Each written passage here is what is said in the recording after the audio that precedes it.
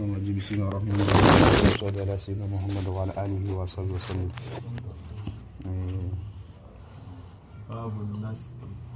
بمعنى كوني نسخو بوندي هو ينافو مشاكو وافلا شو منا كو النسخو علينا من تعريف دي لغة واصطلاح نفع باك لا شو منا كقرناي دو وافلا كو نسخو تكوانا كونو do sesi mo chama trala mi ka fa ko nasku be ko nakono o dalu le sabati limbe mu ko nanga fo ko nasku be ko nakono se ko na madafa parce que kwala ko ko nakono ko inna nahnu nazzalna zikra wa inna lahu lahafizun aka ko na jigi alimna ko nataka donc koni korna hukumu do chelan sera kala tangan kuma min fon ko li ditien parce que hivzumin korna koro nunu o hivzulembe ani a hakemu lebe be dokiti tora kona nga fko nasu be ala o la cause donc korna matafa bon mu koko nasu bala la lobo radula chugudi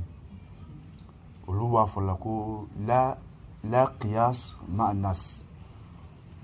لكوري مي قياسو كافوكو ولوغا قياسو لك وفت كافوكو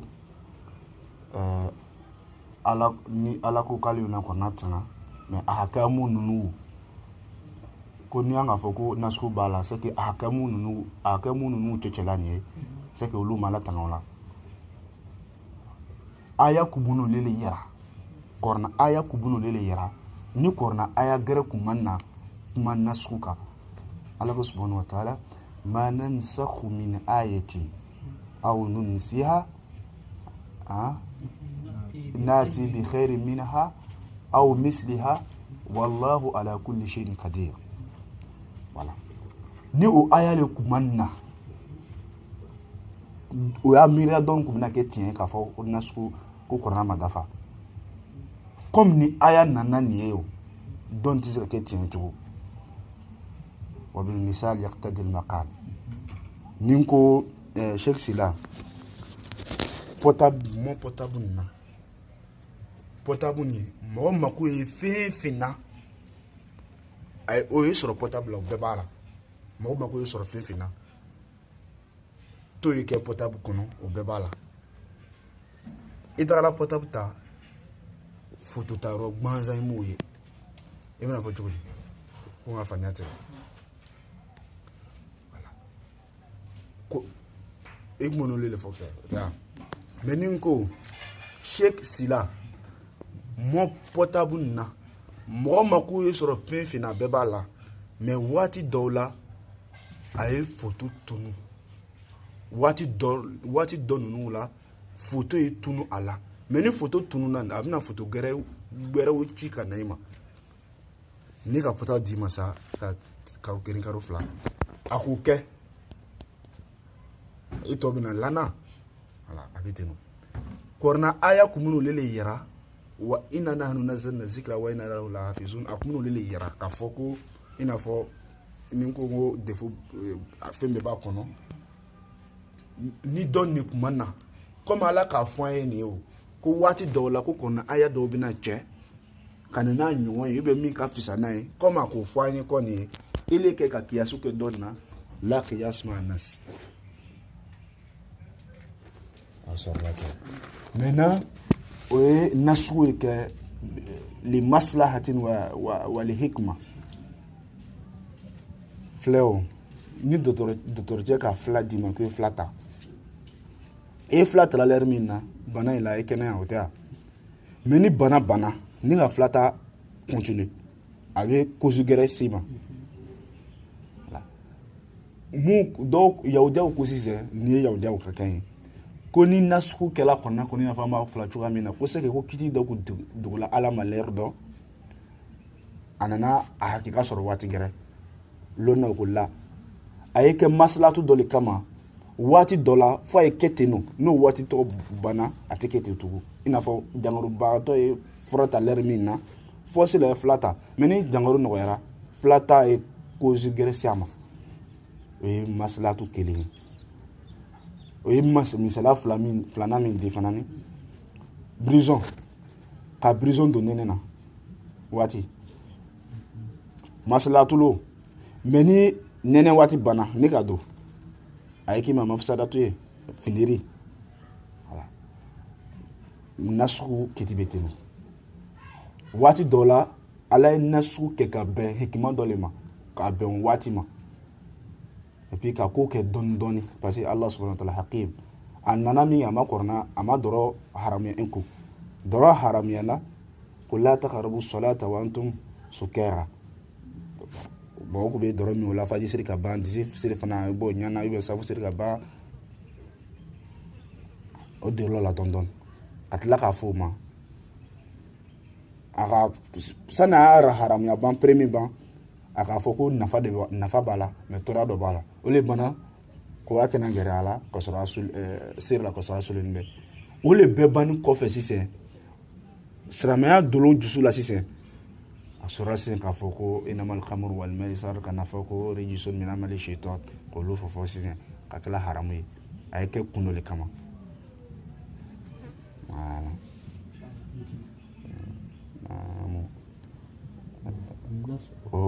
النسخ في اللغة عملوا لي لفني هو النسخ كنا كم يكون نسخ عربو فيني كل جلي كافين نوتا أو إزالة بمعنى وإزالة النسخ في اللغة نقل وإزالة أو إزالة يعني نيكو نسخت الكتابة بمعنى أخذته من مكان إلى مكان ونسخه بمعنى نقل نيفنا نأسك أكو تشلي إزالة أو يا فو هم مثلا فو الأليلا كو أزال الزل الأثر ni dulin nana bila dɔgɔra ka nɔn ninnu bɛɛ tugu ka nɔn ninnu bɛɛ wuli o ye misala min fɔ ale la o le ni kɛma kara ko ɲami o lɔnnibagaw ko o lakari o arabu dungow fɛ yen ni o filara النقل والإزالة لغة مثلا واصطلاحا مثلا تعريفه في الاصطلاح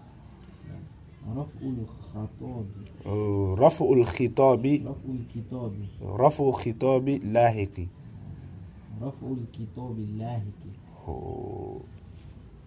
كما نتا كما من منا نانيه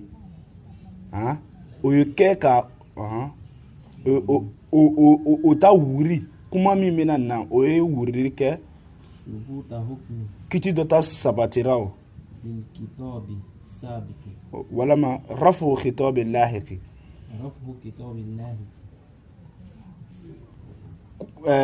kuma kiti kɔrɔ kiti lahik min ku tɛmɛna dale ka kiti kɔrɔ wuli sabata subuta hukmin kiti dɔ ta sabati kosɔn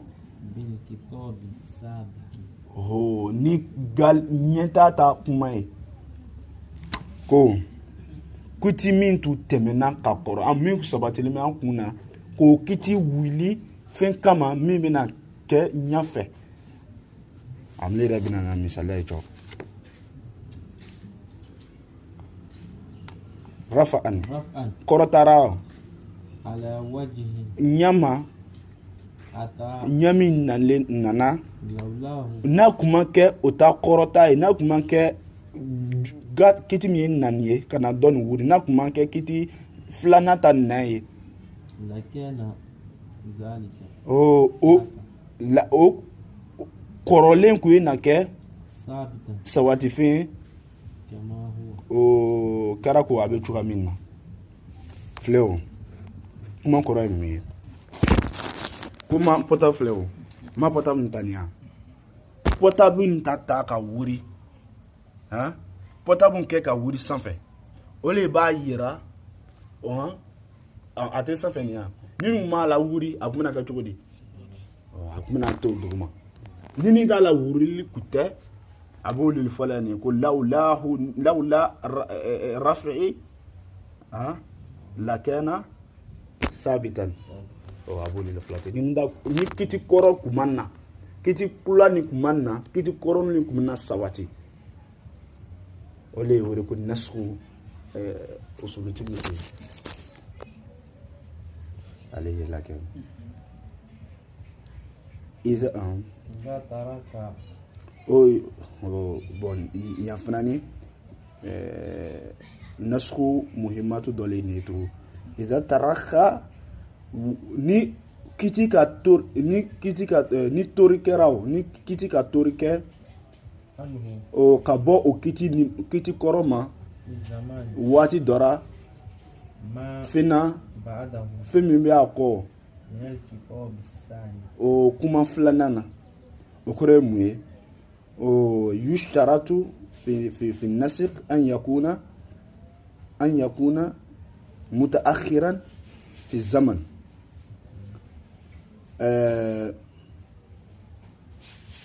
nasku mana dɔ wuliya yushtaratu fi nasikh a ye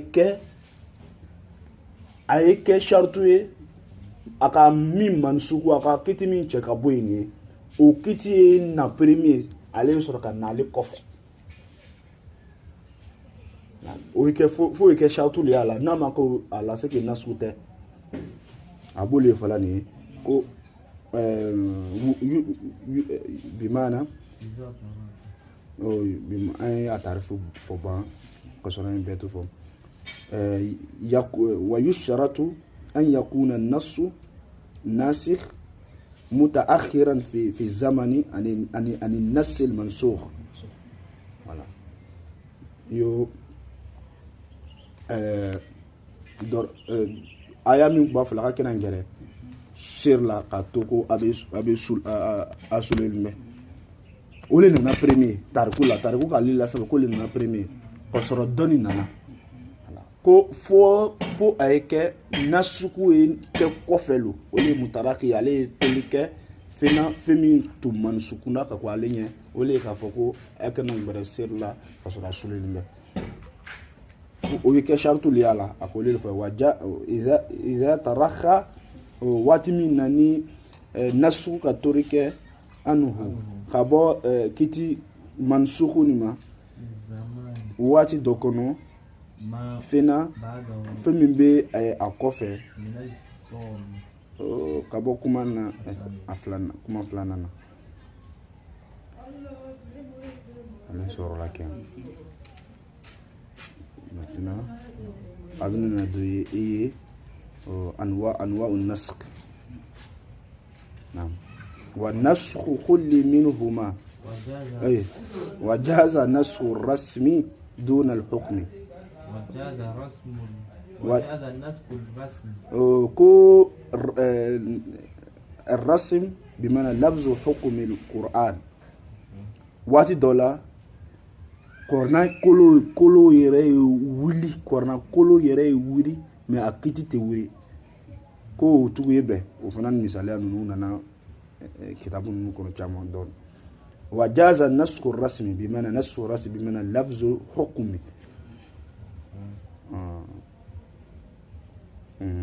nasku hukmi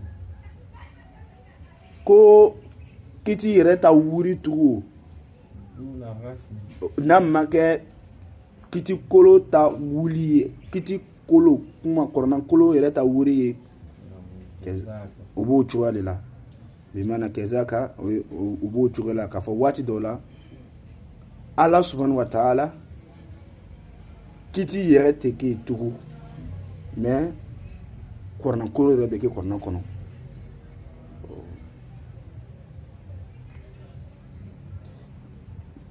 olu ye kɛ waati dɔ olu ye kɛ mun kɛ ka caya pour que an b'a lɔn ko Ala ka nɛmaw k'an ye ni sera waati bɔ l'heure bɛɛ ne kun bɛ kɛla ka kɔrɔte mais ni kiti wurila mais aya kɔni bɛ kɔnɔna kɔnɔ toujours.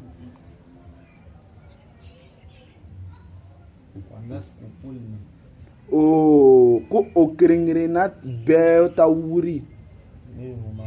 ka bɔ o fila ra bimana yajuzu nasxu lafz wa hukum. Waati dɔ la kuma kɔrɔna kolo yɛrɛ ye wuli a hukumu yɛrɛ ye cɛ ka bɔ yen ila badal ka taga fali ma. O y'a falen ka dɔ wɛrɛ di ala ye nani a ɲɔgɔn wɛrɛ ye n'a fɔ ala ko subhanahu a b'a fɔ la lɛri min na ko kɛrɛkɛla ninnu ni kafiri 10 lɔla mɔgɔ kelen ye i man ka bori a ko cɛ ka na ni a badalu ye a ko cɛ k'a fɔ ni mɔgɔ 2 lo i kelen man ka borole la sinon min tun bɛ gale o le k'a fɔ ko ni mɔgɔ 10 mɔgɔ kelen man ka boro ye ale nasxu ila badal wadunahu bimana nasugu ye kɛ waati dɔra ila ghairi badali abu akhulil fa surnite wadunahu bimana wajaza nasxu ila ghairi badal o ya ayyuhal ladhina amanu idha najaytum rasula faqaddimu bayna o aya cɛla mais badaluma nana o aya cɛla o badaluma nana wazaka ko mi ye tanɛ ka hukumu cɛ badalu tɛ nana o mi ye tanɛ ko o ye fɛnya le ye fɛnya hasal ni sɔrɔla bimana takhfif fil hukum kana ko nɔgɔya lo dɔrɔn.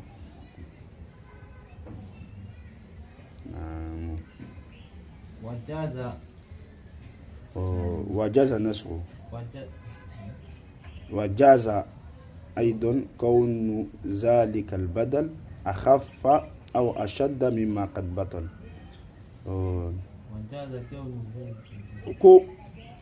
وجاز كون ذلك البدل ko o falen ibina falen min na nin ye a waati dɔra u ta falen kɛtu o ta falen kɛ aidon tuguni o akhafa ka taga finya ma bimana naskhul akhaffi bil ashaddi yajuzu fil naskhul akhaf bil ashad fenobe naskhul akhafu bil ashad ka doro be doro minaler mina ko to ser la ni o masika tuy enku asaka geroma donc o ka wati dola o bitu ka mi ni serita wato ni serlo wato ni serito ba mi o ka no doni mais kana fo ye ko ya bebla complètement vraiment ka guerre aza ashad don seritani khafif ko ya to complètement aza shadid abu lil fulani wajaza aidun kunu zalika al badal akhaf afana sinaya bentugo ka bo a doni ka bo akhafu la kata ashadu la wati dola ka bo ashadu yire la kana akhafu la abnu befo أو أشد بمعنى وجاز كون ذلك البدل أشد إلى أخف فهو نسخ الأشد بالأخف نسخ الأشد بالأخف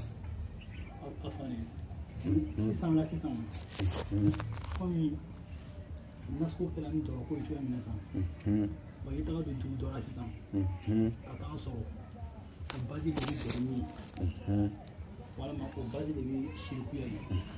ni do ka fo ina pression plau ka fana ko ya beta plau tina so isa e be isa ya ne ndo ko don ka N'u ye kalan kumu kosɔn olu ye nin ye voilà ile ka nin kalan kɔnɔna na voilà tasaduduya man ɲi quoi au fait ne yɛrɛ ka ko dɔ bɛ yen ne k'i dusu suma k'a fɔ mɔgɔ ye voilà parce que mɔgɔ dɔnniya tɛ kɛlɛ kɛ a borofin ta to ka borofin tɛ to mɔgɔ min yɛrɛ ye to ka tɛmɛ a borofin kan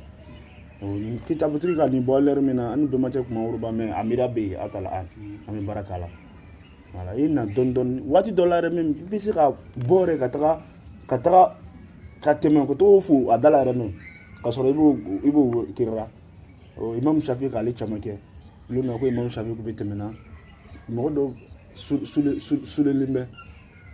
o ko ko bɛna bɔ Imam Shafi ko la ko y'a to yen ko karamɔgɔcɛ ka taa dɔrɔn min k'a to yen o sera olu kɔnɔ min kɛ nin o ka ɲininka ko mun kosɔn ko a ko y'a to yen ko a bɛ cogoya min na nin ye ko ni ko bɛna an bɛna a ɲɛnaban k'a ɲɛla ta vraiment ka a bɛ se ka kɛ cogoya dɔ y'a bolo a ye muruti donc olu kosɔn ka to yen ten ale kuma ye Diwani Shafi la jɔ u b'a fɔ ko seko ya usulula olu k'a kɛ ten a k'o kɛ sinon dɔw la ka ci la y'a kɛ dɔɔni dɔɔni i n'a fɔ an ka fɔ cogoya min na الحكمة للنسخ للتدريج أنا كنت لايكا cɛkɔrɔba dɔ de tun bɛ an fɛ kalan na a tun bɛ bɔ dugu na tan o y'a sirikuya fanga tun ka bon kosɛbɛ a bɔra an fɛ min ka taa a taara sisan ka taa tugu o kɔ ni dugu bɛ taa o y'a sɔnnikɛyɔrɔ ninnu na a bɛ taa o kɔ a tugula o kɔ ten malgré que tout ça a bɛ denninw minɛna k'o berebere a yɛrɛ la a bɛ denninw kan o bɛ yen sisan fo o nana ɲinɛ fɛ sisan k'a yɛrɛ ye kɛ o y'a kanatagarikɛbaga ye sɔnnikɛbaga yɛrɛ ye jɔnma ko baasi tɛ a la mɛ ko a y'a kɛla ɲɛ misi o ko ne tun bɛ kalan na mɔgɔ min bolo k'o ma fɔ nin de ten ko i se ka kantigɛ kɛ ten cɔ ka ɲɛsin kɔfɛ cɔ k'o ta bɔ juguya ka cɔ a yɛrɛ ta ma ka kɛnɛtigɛli a yɛrɛ ta ka taa kɛnɛtigɛli kɛ a kɛ ten fo ka se ka na o bɛɛ minɛ mɛ bi silamɛya sabatila yɔrɔ la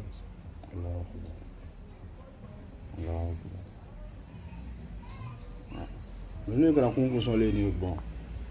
cɛkɔrɔba bɛna fɔ k'a ma warakati ye fɔlɔ a yɛrɛ ma ye mais warakati b'olu la lo a ma ye foyi ili bɛna na la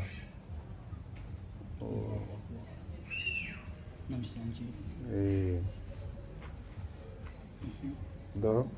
waati dɔw la nasuku ye kɛ lil ashad ila al akhaf maintenant ka bɔ ashadu la ka na akhafu la هذا للتخفيف أيضا mais ka bɔ akhafu la ka taa ashadu la وهذا للامتحان wala bi kɛ k'i lajarabi ban i ko min k'i sara mɛnna i bɔla fin gɛrɛman dɔ la ka nɔgɔya dɔ la ka don gɛrɛman la ese bɛna ta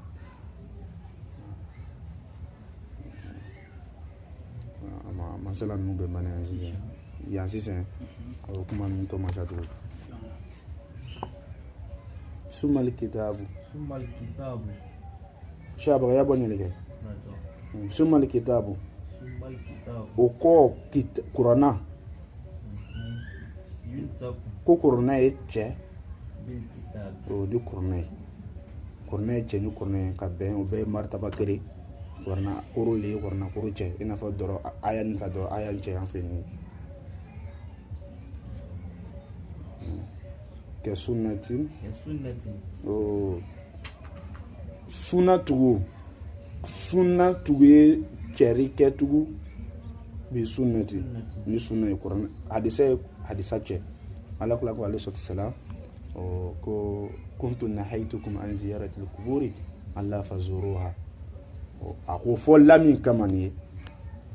la dɔ de tɛmɛna k'a fɔ mɔgɔ ye ko kɛnɛ taga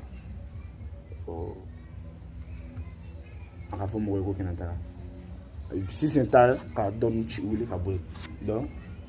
nasxu sunna bi sunna ولم يجوز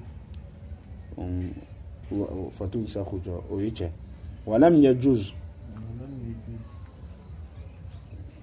ko walam yajuz an yusakha al-kitab ولم يجوز أن ينسخ الكتاب ko kitabu ta cheti daga بسنة di sunna ko imam shafi nu ko lele fo ko qur'anati zika che ni hadisai mais le mot jama talamika ole ka fuka sika ke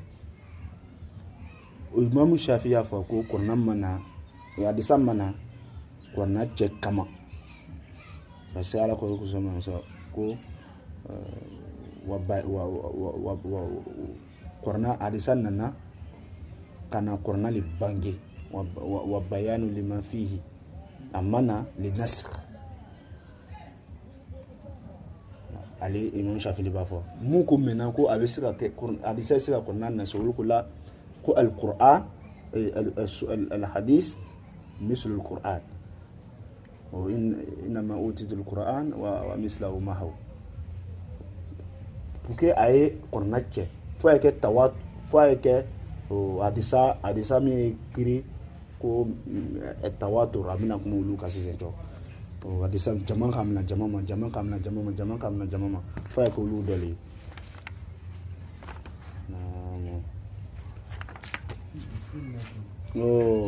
ko kitabu yesika che bi sunnati ni hadisa ko kitabu tisika che qur'anati sika che fio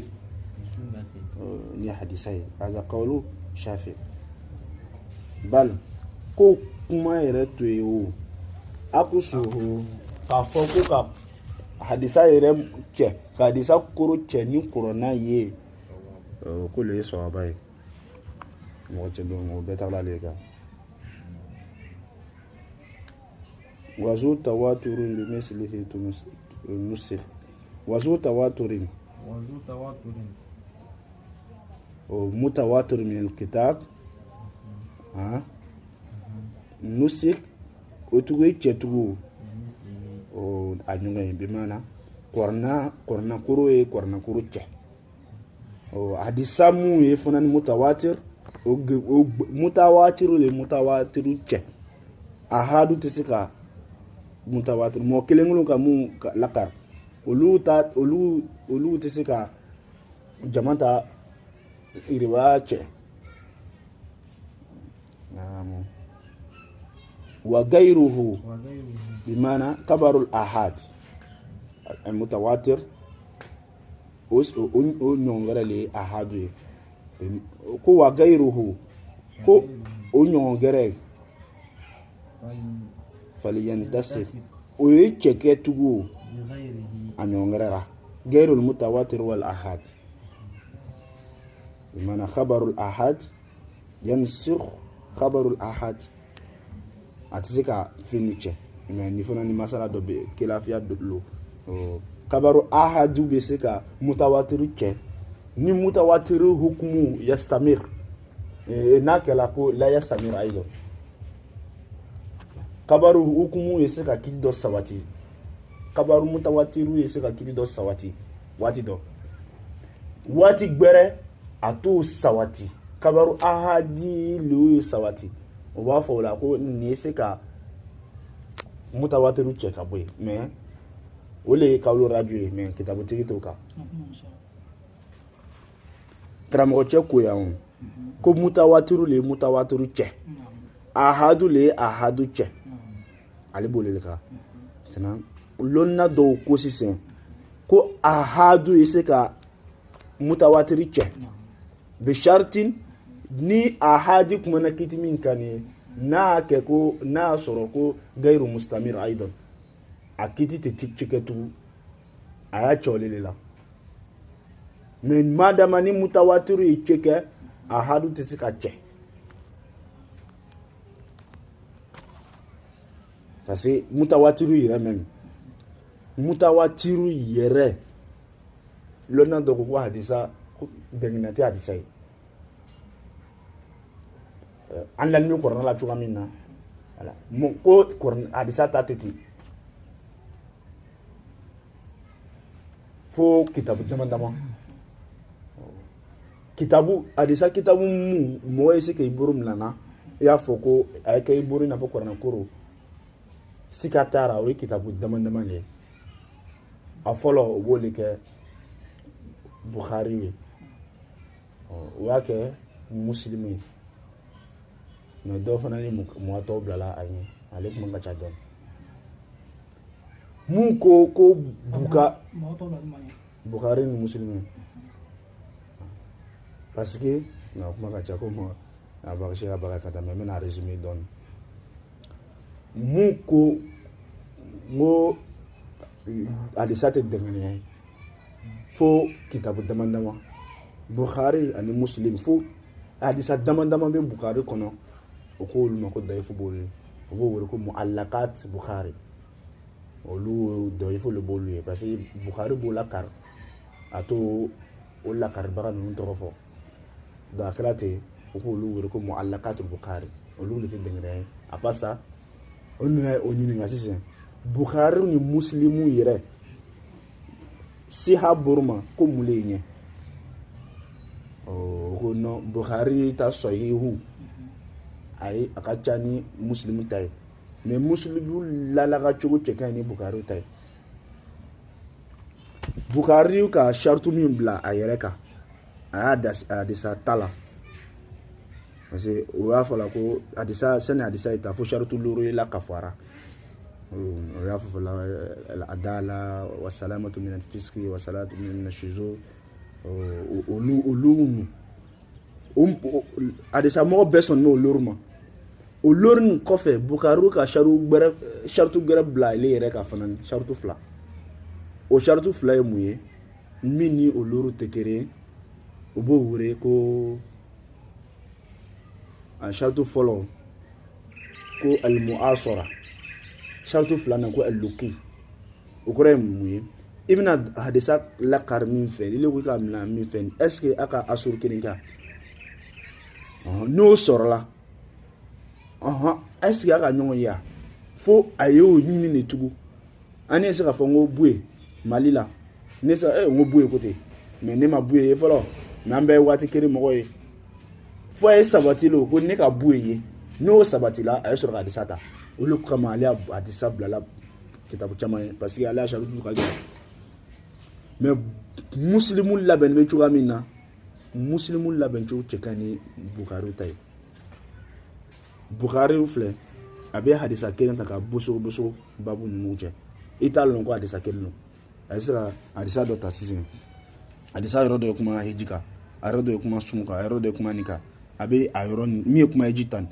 abo tako bla heji budara mi kuma sunka abota ko bla sumbu de la kasra hadisa kereno mais muslimu mi kuma babu mi nabo babu le fort complet donc ni hadisa ni na ola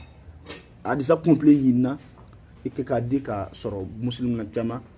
kati Bukhari ka parce Bukhari ka ta buso yaqulu nazim tashajara qaumun fil Bukhari wa muslimu ladayya faqalu ayya zaini tuqaddimu فقلت لقد فاق البخاري صحة كما فاق في حسن الصناعة مسلم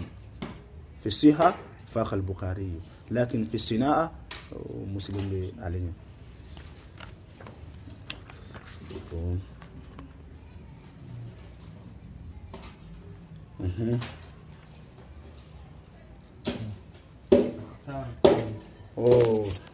ko modor ka aswazi modo ka aswazi o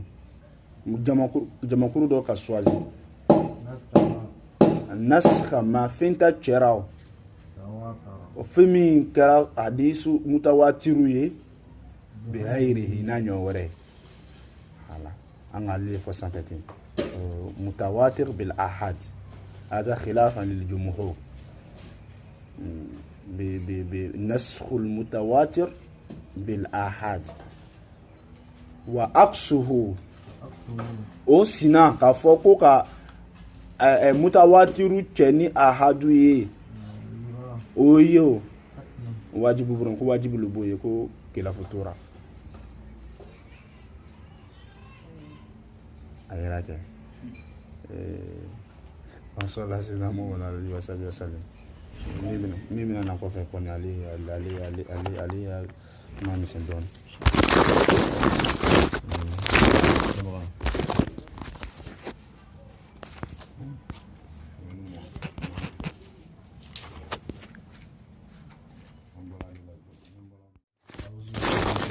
بسم الله الرحمن الرحيم صلى على سيدنا محمد وعلى آله وصحبه وسلم